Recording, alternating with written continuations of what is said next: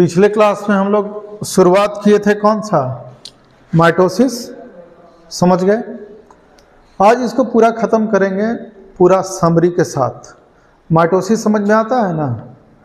Mitosis नहीं होता तो हमारा इतना ज़्यादा ग्रोथ नहीं होता। कैसे? माइटोसिस में क्या होता है कि मान लो कि आपके पास कोई एक सेल है, ये मान लो कि बॉडी का एक कोई सेल है, ठीक है, और ये डिप्लॉयड है। डिप्लॉयड कहने का मतलब होता है कि इसमें क्रोमोसोम्स पेयर के रूप में होंगे, ठीक है। इसका साइज क्या करेगा, इंक्रीज करेगा थोड़ा सा। तो जब साइज छोटा है, तो इसका न्यूक्लियस इस पूरे सेल पे क्या करेगा, कंट्रोल तो करेगा, लेकिन जैसे ही साइज बढ़ा प्रोटोप्लाज्म का और इसका रेशियो गड़बड़ हुआ तो फाइनली ये क्या होगा, डिवाइड करेगा, और डिवाइड करके एक सेल से दो नए नए सेल्स का क्या होगा, फॉर्मेशन होगा। तो ये भी हो जाएगा डिप्लॉयड और ये भी हो जाएगा क्या, डिप्लॉयड, और ये भी था क्या, डिप्लॉयड। तो माइटोसिस में एक सिंगल सेल से, यानी पेरेंट सेल्स यदि एक हो तो इससे दो डॉटर सेल का क्या होता है, फॉर्मेशन होता है। और इसमें नंबर ऑफ क्रोमोसोम्स रिमेन्स क्या रह जाता है, सेम। यानी मान लो कि ह्यूमन बीइंग का ले लो तो इसमें मान लो कि 23 पेयर है क्रोमोसोम, तो इसमें भी फाइनली कितना रह जाएगा, 23 पेयर रह जाएगा। तो आप ध्यान रखिएगा कि माइटोसिस में क्या होता है कि एक सेल से दो नए सेल का फॉर्मेशन होता है, लेकिन मियोसिस में एक सेल से 4 सेल का फॉर्मेशन होता है। समझ गए। माइटोसिस और मियोसिस के बीच में यही बेसिक डिफरेंस है कि माइटोसिस में एक पेरेंट सेल, दो डॉटर सेल, यानी जो नया सेल बनेगा उसे हम क्या कहेंगे, डॉटर सेल, यानी दो डॉटर सेल का फॉर्मेशन होता है। यही मियोसिस होता तो एक सेल से कितने सेल का फॉर्मेशन होता, 4 सेल का, 4 सेल्स का फॉर्मेशन होता। आगे देखिए, जितना number of chromosomes parent cell में है उतना ही नंबर ऑफ क्रोमोसोम्स उसके डॉटर सेल में भी रह जाएगा। इस वजह से माइटोसिस को बोलते हैं इक्वेशनल डिवीजन। इसको क्या बोलते हैं, इक्वेशनल डिवीजन बोलते हैं, because number of chromosomes remain same as in parent cell and in daughter cell, ठीक है। माइटोसिस को हम 4 स्टेप्स में बांटते हैं। कौन कौन सा? फर्स्ट हो गया आपका प्रोफेज, सेकंड हो जाएगा कौन सा, मेटाफेज, तीसरा कौन सा हो जाएगा, एनाफेज, और लास्ट हो जाएगा आपका कौन सा, टेलोफेज। चलिए सारे फेज के बारे में अब हम पढ़ते चलते हैं। प्रोफेज, मेटाफेज, एनाफेज और कौन सा, टेलोफेज। देखिए यहाँ ध्यान से, प्रोफेज का मतलब होता है स्टार्ट, यानी यहाँ सेल डिवीजन क्या हुआ, स्टार्ट हुआ। ये मेटाफेज में मिडिल स्टेज में चला जाएगा। एनाफेज में क्या होगा, सेपरेशन ऑफ क्रोमोसोम होगा, और टेलोफेज का मतलब होता है कि एंड हो जाएगा। इस पे ध्यान रखिएगा। सबसे पहले हम स्टार्ट करते हैं, कौन सा पहला है आपके पास, कौन सा, प्रोफेज में क्या क्या परिवर्तन आएगा ये देख लीजिएगा। मान लो कि ये कोई प्लांट सेल है, क्या है, प्लांट सेल है, ठीक है। प्लांट सेल के आउटरमोस्ट पार्ट में क्या होगा, सेल वॉल, और ये सेल वॉल बना होता है किस चीज़ से, सेलुलोज से, और इस पे हम फोकस करने नहीं जा रहे हैं। प्रोफेज में जो भी परिवर्तन आएगा न्यूक्लियस के अंदर आएगा। तो क्या क्या आएगा देखिए, ये है हमारे पास इसका न्यूक्लियस के साइज को थोड़ा हम इंक्रीज करके बना लिए हैं, बड़ा कर लिए हैं, ताकि इसको अच्छे तरीके से हम समझ सकें। न्यूक्लियस जो होता है वो डबल मेम्ब्रेन ऑर्गेनाइजेशन होता है, और इसमें क्या होगा, न्यूक्लियर पोर होगा। अभी ये सेल डिवाइड नहीं कर रहा है, डिवीजन होने के लिए तैयार हो रहा है। यानी ये जो स्टेज हम बना रहे हैं ये किस चीज़ का है, इंटरफेज, यानी अभी सेल डिवाइड नहीं कर रहा है, ये है रेस्टिंग स्टेज। अभी सेल रुका हुआ है, अभी डिवीजन नहीं कर रहा है। फिर इसमें क्या होगा, इस तरीके से क्रोमोसोम डीकंडेंस्ड फॉर्म में होता है, इसे कहते हैं क्रोमैटिक रेटिकुलम, और ये हो गया इसका न्यूक्लियोलस, पूरा ये सब चीज़ आप पढ़ चुके हैं। यह है न्यूक्लियर मेम्ब्रेन, न्यूक्लियोलस और क्रोमैटिक रेटिकुलम, और इसके अंदर जो कुछ भी लिक्विड मटेरियल भरा पड़ा है इसे हम कहेंगे क्या, इसको कहेंगे हम न्यूक्लियोप्लाज्म, न्यूक्लियोप्लाज्म बोलेंगे। और जो बाहर भरा पड़ा है उसको हम बोलेंगे क्या, साइटोप्लाज्म। प्रोफेज में क्या चेंजिंग आएगा, अब ये देख लीजिए, ये तो है इंटरफेज का स्टेज, ठीक है, ऑलरेडी पढ़ा चुके हैं इंटरफेज का। प्रोफेज में क्या होगा कि ये पूरा क्रोमैटिक रेटिकुलम डिसअपियर हो जाएगा, गायब हो जाएगा, और इसके जगह पर आ जाएगा कौन, डबल स्ट्रैंडेड यानी 2 क्रोमेटिड कंटेनिंग क्रोमोजोम। तो टोटल क्रोमोजोम्स इसमें जोड़े में है तो 2n लिख देते हैं, और जोड़ा में रहेगा तो कम ही क्रोमोजोम्स लेते हैं ताकि स्टडी हमारा क्या हो जाए, आसान हो जाए। तो 2n इक्वल कितना ले लिए हैं, 4, 4 क्रोमोजोम लेकर के चले हैं। हमारे बॉडी में कितना क्रोमोजोम्स है, 46। तो 46 लेकर के जब चलेंगे यहाँ तब तो पूरा हौच पौच हो जाएगा। तो इस वजह से केवल 4 क्रोमोजोम पे ही हम चर्चा कर रहे हैं। क्रोमोजोम भी इस तरीके से बना देते हैं कि देखो इसमें क्रोमोजोम्स क्यों आ रहा है, क्रोमोजोम्स इसलिए आ रहा है कि क्रोमैटिक रेटिकुलम डिसअपियर हो गया। डिसअपियर कैसे होगा, उसका कंडेंसेशन होगा यानी संघनित होगा, और कंडेंस कर करके क्रोमोजोम का क्या करता है, निर्माण करता है। तो देखिए क्रोमोजोम्स कैसे आएगा, एक क्रोमोजोम्स का क्रोमेटिड, दूसरे का, तीसरे का, और ये बना दिए किसका, चौथे का।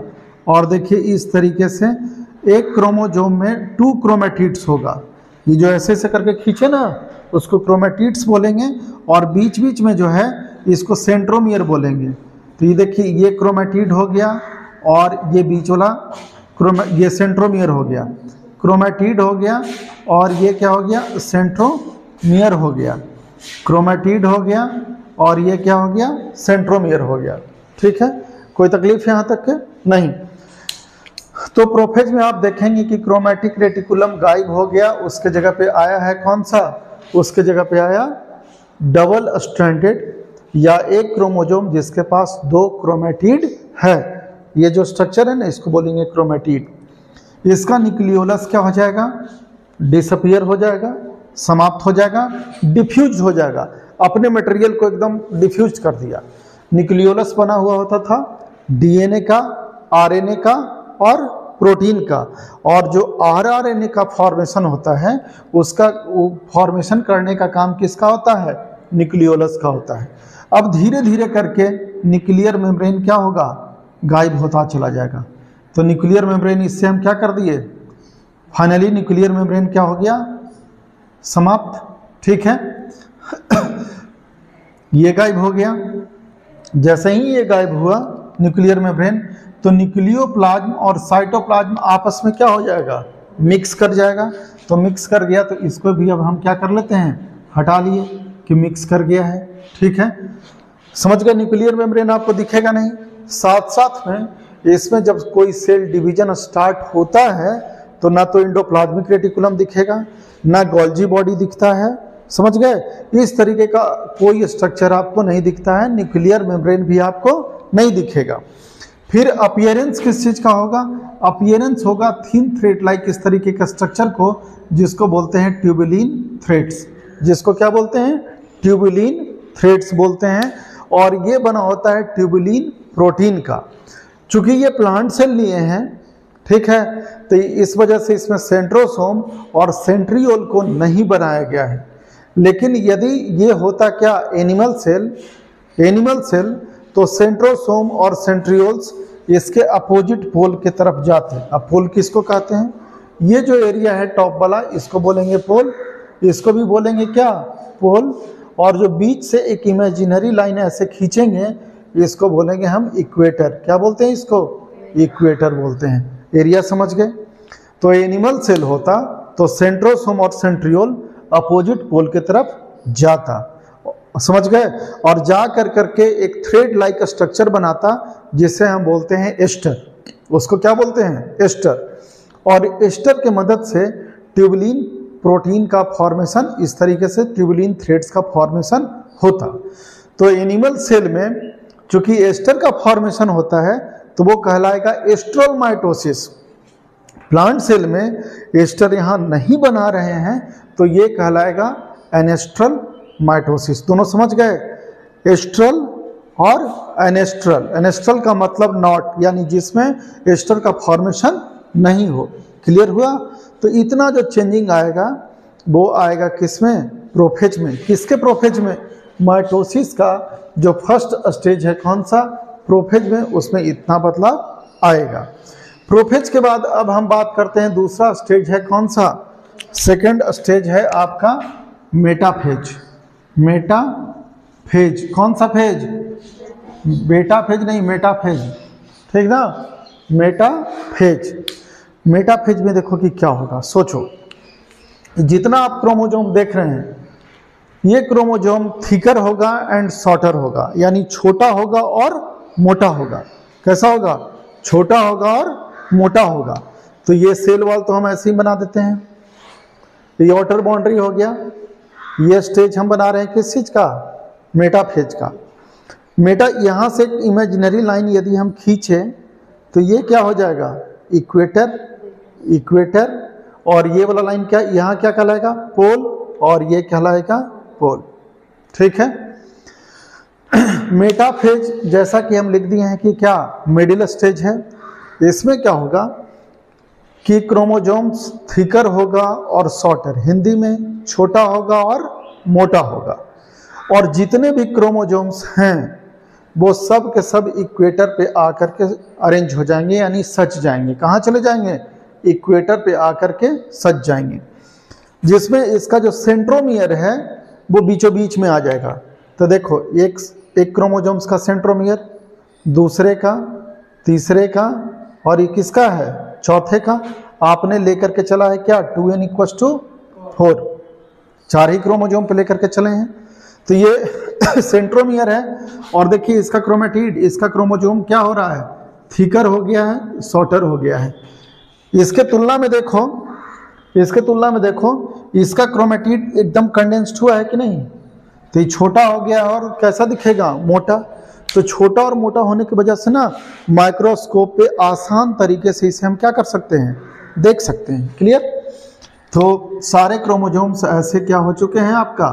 ये अरेंज हो चुके हैं इस तरीके से। ठीक है। और ये वाला पार्ट पोल वाला पार्ट है और ये पोल वाला पार्ट है। अब आपको समझना है कि जो ट्यूबुलिन थ्रेड्स जो बनना शुरू हुआ, ये क्या करेगा कि इसके सेंट्रोमियर से, इसका नाम क्या है? सेंट्रोमियर से अटैच्ड हो जाएगा और पोल के जरिए। तो एक ट्यूबुलिन थ्रेड्स यहाँ पकड़ेगा इसको और ये जाकर के जुड़ गया कहाँ? यहाँ से। दूसरा, अब जो जिसको हम सेंट्रोमियर कह रहे हैं वहाँ एक स्पेशल एरिया होता है जिसे बोलते हैं हम काइनेटोकोर। काइनेटोकोर। इसी जगह पे जाकर के स्पिंडल फाइबर जाकर के जुड़ता है। इसको स्पिंडल फाइबर भी हम कहेंगे। तो इस तरीके से देखिए ये इससे जाकर के जुड़ चुका है। सिमिलरली नीचे से भी जाकर के इससे क्या होगा? जुड़ेगा। सबको समझ में आ रहा है ना? आप देख रहे हैं कि मेटाफेज में क्या हो रहा है? जितने भी क्रोमोसोम्स हैं, मेटाफेज में जितने भी क्रोमोसोम्स हैं सब के सब इक्वेटर पे आ गया है। मेटाफेज में जितना भी क्रोमोसोम है सब कहाँ आ गया है? आ जाओ। मेटाफेज में सारा क्रोमोसोम्स कहाँ है? मेटाफेज में सारा क्रोमोसोम्स कहाँ? बढ़िया से बैठो पहले। मेटाफेज में सारे क्रोमोसोम्स कहाँ आ गए? इक्वेटर पे आ गए हैं। Chromosomes becomes thicker and shorter और इसके सेंट्रोमियर के काइनेटोकोर वाले पार्ट से स्पिंडल फाइबर पोल से क्या हो जाएगा? जुड़ जाएगा। ठीक है। अब इस स्पिंडल फाइबर का एक स्पेशल नाम हो जाएगा, इसका नाम हो जाएगा ट्रैक्शन फाइबर। क्या कहेंगे इसको? Traction fibre. देखिए पहले कुछ नहीं था तो इसका नाम था ट्यूबुलिन थ्रेड। जैसे पहले कोई व्यक्ति जब जन्म लेता है उसका कोई काम नहीं रहता है तो उसको आम आदमी, आम बच्चा कहते हैं। लेकिन जैसे जैसे वो बड़ा होता है उसका कुछ काम मिल जाता है उसे, तो उसको एक, जैसे किसान हो गया तो किसान कहेंगे, टीचर हो गया तो टीचर कहेंगे, डॉक्टर हो गया तो उसे क्या कहेंगे? डॉक्टर कहेंगे। सब समझ में आ रहा है ना? ठीक उसी तरीके से पहले इसका शुरुआत हुआ था तो ट्यूबुलिन थ्रेड इसे कह रहे थे, और ये बना रहता है किस चीज से? ट्यूबुलिन प्रोटीन से। पूरा पूरा समझ में आ रहा है ना? नहीं आ रहा है समझ में? पूरा ध्यान लगाओ। तो इधर उधर क्या देख रही है? ठीक है, ठीक है। देखो यहाँ ये पूछेगा सवाल ऑब्जेक्टिव में कि ट्यूबुलिन थ्रेड्स कौन से प्रोटीन से बना होता है? तो ट्यूबुलिन प्रोटीन से बना होता है। किससे से बना होता है? ट्यूबुलिन प्रोटीन से बना होता है। अब ये ट्यूबुलिन प्रोटीन पोल से जुड़ गया कहाँ? सेंट्रोमियर के पास, काइनेटोकोर से। पोल से सेंट्रोमियर के काइनेटोकोर वाले पार्ट से। तब इसका नाम हो जाएगा कौन सा फाइबर? Traction fibre. बना हुआ है किस चीज से? ट्यूबुलिन प्रोटीन से। किस चीज से बना हुआ है? ट्यूबुलिन प्रोटीन से। फिर क्या होगा? दूसरा यहां से ये पोल टू पोल एक और फाइबर आकर के जुड़ेगा जो कि ट्यूबुलिन का रहेगा। ध्यान देना, पोल से कहां रहेगा? पोल। और जो पोल टू पोल रहेगा वो केवल सेल डिवीजन में सपोर्ट करता है, तो इसलिए इसका नाम हो जाएगा कौन सा? Supporting fibre. इसका नाम क्या हो जाएगा? Supporting fibre. क्लियर हो गया? तो आप यहां देख रहे हैं कि दो तरीके का फाइबर अपीयर हो गया। एक है ट्रैक्शन फाइबर और दूसरा कौन सा है? Supporting fibre. और ये कौन सा स्टेज है? मेटाफेज स्टेज है। और मेटाफेज स्टेज में maximum condensation of the chromosomes देखा जाता है। इसलिए जब आप किसी क्रोमोसोम्स के मॉर्फोलॉजी का स्टडी करिएगा, स्ट्रक्चर देखिएगा, तो सबसे अच्छे तरीके से देखा जाएगा किसमें? मेटाफेज में। और ये ऑप्शन है, यानी ये क्वेश्चन पूछा जाता है। समझ गए? तो देखिए एक ग्राफ के जरिए यदि हम देख लें क्रोमोसोम्स के, तो मान लो कि देखो ये स्टेजेज है, ठीक है। सबसे पहला है कौन सा? इंटरफेज। ये कौन सा फेज है? इंटरफेज। इसके बाद में कौन सा स्टेज हुआ? प्रोफेज। इसके बाद कौन सा? मेटाफेज। इसके बाद कौन सा जाएगा? टेलोफेज। और इसके बाद कौन सा स्टेज जाएगा? प्रोफेज, मेटाफेज और ये एनाफेज। और ये कौन हो जाएगा? टेलोफेज। और यहां हम देख लेते हैं क्रोमोसोम्स की स्थिति। क्रोमोसोम्स की स्थिति देख लेते हैं कि कैसा होगा। तो देखिए कैसा होगा। इंटरफेज में आपको क्रोमोसोम नहीं दिखेगा। तो नहीं दिखेगा तो ग्राफ को हमने क्या किया? सीधा ऐसे खींच लिया है, ठीक है। फिर प्रोफेज में आपको क्रोमोसोम्स दिखना क्या हो जाएगा? शुरू हो जाएगा। थिन थ्रेड लाइक रहेगा। इसमें एक सेंट्रोमियर है और दो क्रोमेटिड है। ये जो लंबा लंबा खींचे ना उसको क्या बोलते हैं? क्रोमेटिड। तो ये थोड़ा सा पतला है, साइज इसका क्या है? बड़ा है। इसमें देखिए साइज हो गया छोटा और मोटा, तो कैसे? कंडेंस हुआ, ठीक है। तो अब यहां से प्रोफेज से क्रोमोसोम्स दिखेगा तो कंडेंसेशन आपको दिखना क्या हो जाएगा? शुरू हो जाएगा। कहां तक कि maximum condensation seen in metaphase. सबसे ज्यादा किसमें दिखाई दे रहा है कंडेंसेशन? मेटाफेज में। और इसके बाद में क्रोमोसोम्स धीरे धीरे डीकंडेंस्ड होगा, टेलोफेज में पहुंचेगा और फिर यहां से चला जाएगा किस में? इंटरफेज में। फिर किस में चला जाएगा? इंटरफेज में ये चला जाएगा। कोई दिक्कत है? तो मैक्सिमम देखें क्या है? मैक्सिमम कंडेंसेशन किस में देखा गया है आपका? मैक्सिमम कंडेंसेशन देखा गया है इसमें। कुछ नोटिस है क्या? क्या?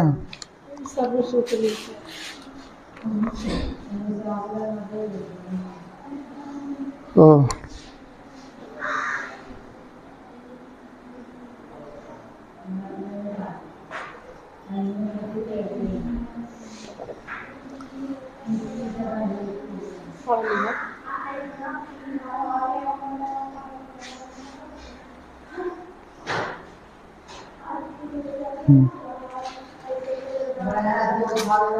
क्या गप करना शुरू कर दिया तुम लोग? देखिए इस ग्राफ को आप लोगों ने समझा। इंटरफेज में क्रोमोसोम सीन नहीं होगा, ठीक है। प्रोफेज, मेटाफेज, एनाफेज, टेलोफेज और इंटरफेज, यहाँ तक ये पूरा का पूरा आप क्या कर लीजिए, इसको सॉल्व कर लीजिए। फिर बताते हैं हम एनाफेज और फिर कौन सा? टेलोफेज। इस तरीके से माइटोसिस दो स्टेज अभी हम क्लियर कर चुके हैं। कौन कौन? प्रोफेज हो गया, मेटाफेज हो गया। अब बात करते हैं कौन सा? एनाफेज। चलिए नोट करिए जल्दी से। अब बात कर रहे हैं हम लोग कौन सा, ये हो गया आपका कौन सा, मेटाफेज का। अब आ जाइए टेलोफेज का। ठीक है, देखिए टेलोफेज में क्या होगा, यानी सॉरी एनाफेज, एनाफेज इस पे बात कर रहे हैं। एनाफेज का मतलब ही होता है सेपरेशन। एनाफेज का मतलब क्या होता है, सेपरेशन। समझ गए, एनाफेज का मतलब सेपरेशन। ठीक है, इसमें देखिए क्या होगा, ये बाहर ऐसे सेल है, ये सेल वॉल है, आ जाओ। ठीक है, ये हो गया पोल और ये भी कौन सा, पोल। टोटल हम लोग लेकर के चल रहे हैं कितना क्रोमोसोम्स, 2n = 4। कितना क्रोमोसोम लेकर के चल रहे हैं, 2n = 4। क्लियर है। ये वाला पार्ट है कौन सा, ये है इक्वेटर और ये भी है कौन सा, इक्वेटर। क्लियर। अब एनाफेज में होगा क्या, ये सोचिए। तो ये जो सेंट्रोमियर एरिया है, ये जो सेंट्रोमियर एरिया है डीएनए का, सॉरी क्रोमोसोम्स का, ये क्रोमोसोम्स है, कई सेंट्रोमियर एरिया है बीच वाला। ठीक है, क्रोमोसोम्स काफ़ी छोटा हो चुका है और मोटा हो चुका है। छोटा और क्या हो चुका है, मोटा हो चुका है। इस जगह पे क्या होगा, इस जगह पे क्या होगा कि डीएनए का सिंथेसिस हो जाएगा। क्या होगा, डीएनए सिंथेसिस। क्या होगा, डीएनए सिंथेसिस। तो डीएनए सिंथेसिस हो जाने के वजह से बीच से ये सेपरेट कर जाएगा। समझ गए, बीच से क्या हो जाएगा, ऐसे सेपरेट कर जाएगा। तो एक क्रोमेटिड अलग सेंट्रोमियर के साथ ऊपर उधर चला जाएगा और दूसरा क्रोमेटिड इधर आकर के क्या हो जाएगा, सेपरेट हो जाएगा। ये किस में हुआ, ये हुआ एनाफेज में। क्लियर, समझ में आया आप लोगों को, नहीं। देखो यहाँ जो ट्रैक्शन फाइबर है उससे तो जुड़ा हुआ है कौन सा, सेंट्रोमियर। ठीक है, यहाँ पे होगा डीएनए का सिंथेसिस। डीएनए का सिंथेसिस होने से क्या होगा कि ये क्रोमेटिड, ऊपर वाला जो क्रोमेटिड है वो अलग हो जाएगा, किससे, नीचे वाले क्रोमेटिड के साथ। यानी अब जो क्रोमोसोम्स यहाँ हो गया उसकी संख्या कितना हो गया, दुगना। लेकिन पहले था डबल स्ट्रैंडेड, अब हो गया कैसा, सिंगल स्ट्रैंडेड क्रोमोसोम आपको दिखाई देगा। क्लियर है। तो आप इक्वेटर के पास देखिए कि ये जो क्रोमेटिड है सेपरेट कर गया, एक हो गया ऊपर और एक हो जाएगा कौन सा, नीचे। एक चला गया ऊपर और एक चला गया कहाँ, नीचे। ये हो गया ऊपर। टोटल कितनी संख्या है, 4। तो चारों को हम ऐसे बना दिए, ऐसे। समझ गए। आपको तो पता है कि ट्रैक्शन फाइबर इससे जुड़ा हुआ है। ट्रैक्शन फाइबर इससे जुड़ा हुआ है किससे, सेंट्रोमियर के काइनेटोकोर वाले पार्ट से। ये पोल का एरिया है, ये इधर से इससे जुड़ा हुआ रहेगा, ये इधर से जुड़ा रहेगा। इस तरीके से ये आपस में क्या रहेगा। और ये कौन सा फाइबर है, इसको बोलेंगे ट्रैक्शन फाइबर। कौन सा फाइबर है, ट्रैक्शन फाइबर। ट्रैक्शन फाइबर क्या करेगा कि ये जो क्रोमोसोम्स है इसको ऊपर की ओर खींचेगा और इसको इधर नीचे की ओर खींचेगा, पोल के साइड खींचेगा। तो ये धीरे धीरे क्रोमोसोम्स किधर जाएगा, ऊपर जाएगा। और जब खींचेगा ट्रैक्शन फाइबर तो यहाँ एटीपी क्या होगा, खर्च होगा। तो सेल डिवीजन में जो क्रोमोसोम्स जो सेपरेट होता है वो होता है एटीपी डिपेंडेंट एनर्जी, यहाँ क्या होगा, खर्च होगा। समझ गए। ट्रैक्शन और ये जो सपोर्टिंग फाइबर है, ये सपोर्टिंग फाइबर रिमेन्स क्या रहेगा, इसके साथ इंटैक्ट रहेगा। पोल to pole, pole to pole कौन है, supporting fibre. Pole to pole कौन जुड़ा रहेगा, सपोर्टिंग फाइबर। और centromere to pole traction fibre कई बार पूछा जा चुका है। समझ गए। सेंट्रोमियर टू पोल कौन रहता है, ट्रैक्शन फाइबर। और पोल टू पोल कौन जुड़ा रहता है आपका, पोल टू पोल कौन रहता है, सपोर्टिंग फाइबर। साथ साथ में एनाफेज में एक नए फाइबर का फॉर्मेशन होता है जिसको बोलते हैं इंटरजोनल फाइबर। ये नया फाइबर आ जाएगा, इसको क्या कहेंगे, इंटरजोनल फाइबर। और ये इंटरजोनल फाइबर पुश फोर्स लगाता है, धक्का देता है इसको कि दूर हटो दूर हटो, ठीक ना। तो ये लगाता है पुश फोर्स और ये लगाता है ट्रैक्शन फाइबर लगाता है पुल फोर्स, खींचता है। और ये जो इंटरजोनल फाइबर जो बीच में आ जाएगा, इंटरजोनल फाइबर, समझ गए, इंटरजोनल फाइबर जो बीच में आ गया वो क्या करता है, पुश फोर्स लगाता है। अब ये आप देख रहे हैं कि ऊपर 1 2 3 4 क्रोमोजोम ऊपर की ओर, इस पोल की ओर, और 4 क्रोमोजोम्स कहाँ, इस पोल की ओर, यानी अपोजिट पोल की तरफ इक्वल नंबर ऑफ क्रोमोजोम्स जाना क्या कर दिया है, शुरू कर दिया है। तो ये पोल का एरिया और ये पोल का एरिया, समझ गए यहाँ तक के। फाइनली क्या होगा, ये तो हम इसको तो अब हम हटा देते हैं, ये तो मेटाफेज का पार्ट था। आपने देखा कि कैसे कैसे इससे ये चेंज हो गया। मेटाफेज में क्या था, जितना भी क्रोमोजोम्स का जो सेंट्रोमियर था इक्वेटर पे था, यहाँ स्लाइटली एबव हो गया और स्लाइटली बिलो द इक्वेटर चला गया कौन, क्रोमोजोम्स। मेटाफेज में डबल स्टैंडर्ड क्रोमोजोम्स था, एनाफेज में कैसा हो गया, सिंगल स्टैंडर्ड क्रोमोजोम्स हो गया। मेटाफेज में ट्रैक्शन फाइबर और सपोर्टिंग फाइबर था, यहाँ भी ट्रैक्शन फाइबर और सपोर्टिंग फाइबर है, लेकिन यहाँ एक नया फाइबर आ गया, कौन सा, इंटरजोनल फाइबर। और ये खुद ट्यूबुलिन प्रोटीन का बना हुआ है। किस चीज़ से बना हुआ है, ट्यूबुलिन प्रोटीन से। और ये लगा रहा है पुश फोर्स, धक्का देकर के क्रोमोजोम को कह रहा है कि ऊपर जाओ। और यहाँ भी एटीपी खर्च होगा, तो हम कह सकते हैं कि ये भी एटीपी डिपेंडेंट होगा, यानी movement of chromosomes towards the opposite pole is the energy dependent activity and here is a loss of ATP takes place. Clear. Now अब यहाँ देखिए कि क्या होगा। अब एनाफेज के बाद लास्ट जो 4th स्टेज है वो क्या कहलाएगा आपका, टेलोफेज। क्या कहलाएगा, टेलोफेज। टेलोफेज एक्चुअली होता है reverse of prophase, reverse of prophase. तो देखिए टेलोफेज में क्या क्या परिवर्तन आएगा। ये तो हम सेल वॉल बना दिए, क्योंकि बाउंड्री बनाना क्या है, जरूरी है। ये प्लांट सेल का था, तो ये हो गया कौन सा, सेल वॉल, ठीक है। ये जितने क्रोमोजोम्स हैं वो सब कहाँ चला गया, पोल पे। तो ये सारे क्रोमोजोम्स आ जाएगा कहाँ, पोल पे। पोल पे आ गया ये चारों, ठीक है, सारे। और इधर भी क्या आ जाएगा, जितने भी क्रोमोजोम्स है सब कहाँ आ गया, अपोजिट पोल पे। आप देख रहे हैं कि 4 क्रोमोजोम्स इधर जा रहा है और 4 क्रोमोजोम्स कहाँ जा रहा है, इस तरफ की ओर चला गया, इक्वल गया। हम लोग पेरेंट सेल में कितना से स्टार्ट किए थे, 4 ही क्रोमोजोम्स है ना। अब आप यहाँ ध्यान से देखिएगा और क्या क्या होगा टेलोफेज में। Chromosomes reach to the opposite poles and here rapid decondensation of chromosomes takes place. तो यहाँ जितना क्रोमोजोम्स है ये डीकंडेंस्ड होगा, डीकंडेंस्ड होकर के थ्रेड लाइक स्ट्रक्चर बनाएगा, यानी डीकंडेंस्ड होकर के ये बना देगा क्या, क्रोमैटिक रेटिकुलम। क्या बनाएगा, ये बना देगा क्या, क्रोमैटिक